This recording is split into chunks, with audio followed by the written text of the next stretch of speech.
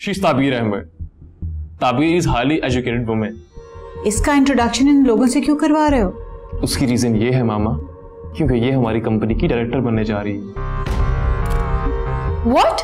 वैसे आप मेरी बात मान लें, फौरन से पहले उसकी शादी करते हैं। शादी के बाद वो अमर को होपफुली भूल जाएगी, मुझे पूरा यकीन है। तो क्या होता है, छोटी मोटी शादी की जा सकती है एक मकसद के लिए। हाँ ये भी ठीक है, कर लो कोई ऐसा सीन कि उसे भी लगे कि शादी हो रही है।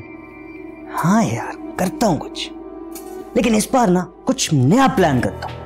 हम वैसे अल्लाह की कुदरत है, हम उसे घर से निकाल रहे थे और वो हमारे ऑफिस में आके बैठ गई है। अब तो मुझे अपनी फिक्र होने लग गई है कि कहीं वो हमें ही ना निकाल दे। अभी अजनबी लगे जिंदगी